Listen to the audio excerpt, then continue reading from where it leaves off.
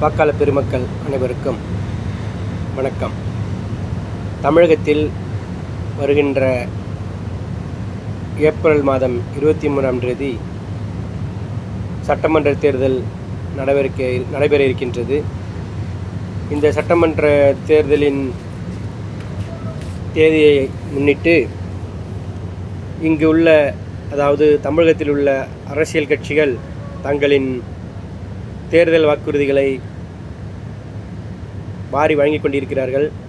இதில் குறிப்பாக கடந்த ஆண்டுகளில்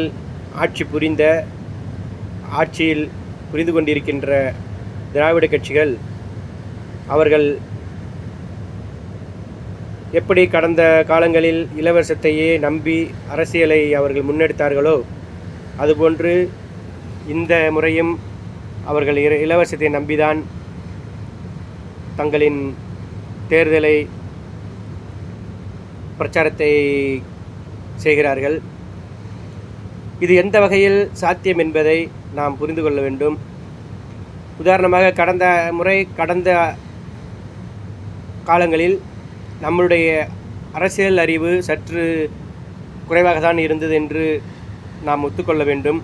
உதாரணம், இன்று உள்ளது போல் வலைதளங்களோ கைபேசியோ அன்று காலகட்டங்களில் இல்லை.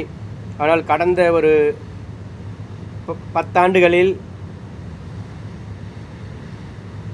கைபேசிகள் வெகுவாக பயன்படுத்த தொடங்கிவிட்டோம். அதுவும் குறிப்பாக கடந்த 6 to 5 ஆண்டுகளில் கைபேசிகள் மிகவும் சுலபமாக அனைவரும் பயன்பெறும் விதமாக உள்ளது. ஆகையால் நாம் சற்று சிந்திக்க வேண்டும். 2 திராவிட கட்சிகளும்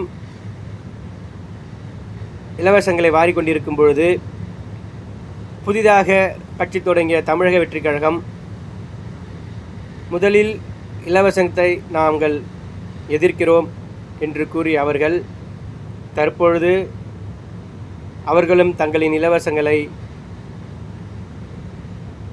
வாரி வழங்கி கொண்டிருக்கிறார்கள்.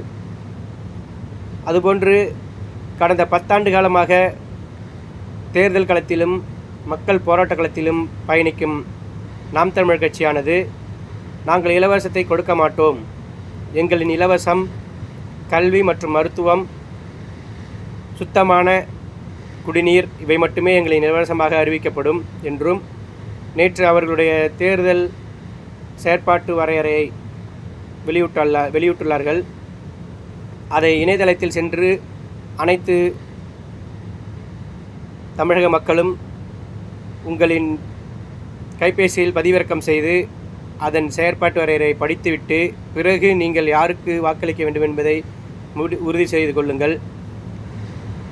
அதுபோன்று இவர்கள் இலவசங்களை கொடுக்கும் பொழுது இவர்கள் எப்படி அந்த இலவசங்களை கொடுப்பார்கள்? குறிப்பாக சொல்லப்போனால் தமிழகத்தில் 26-27 கால அட்டவணைப்படி தமிழகத்தின் கடன் 10 லட்சம் கோடியை தாண்டி உள்ளது. அப்போது கடன் இப்படி இருக்கும்பொழுது இவர்கள் இலவசங்களை இவர்களின் சொந்த காசை கொண்டு இவர்கள் கொடுக்கப் போவதில்லை. மேலும் மேலும் தமிழகத்தில் கடனில் தான் மூழ்க வைக்கப் போகிறார்கள். இவர்கள் தேர்தல் அறிக்கையில் தமிழ்நாட்டின் வளர்ச்சிக்காக எந்த ஒரு செயல்பாடுகளும் இருப்பதில்லை, இருந்ததும் இல்லை. ஆகையால் தயவுசெய்து வாக்காளர் பெருமக்கள் புரிந்து கொண்டு உங்களின் வாக்குகளை சிந்தித்து யாருக்கு வாக்களிக்க வேண்டும் என்பதை கருத்தில் கொண்டு சரியான முறையில் வாக்களியுங்கள். உங்களின் வாக்கு உங்களின் வாழ்க்கையை தீர்மானிக்கும் என்பதை மறந்து விடாதீர்கள்.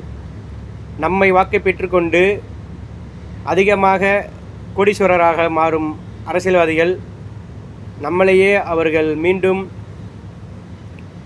கடனாளியாக தான் ஆக்குகிறார்கள் என்பதை மனதில் புரிந்து கொள்ளுங்கள். உங்களின் வாக்கை சிறந்த ஒரு ஆட்சியின் ஆளுமைக்கு வாக்களியுங்கள் என்று வேண்டி விரும்பி கேட்டுக்கொள்கின்றேன். நன்றி, வணக்கம்.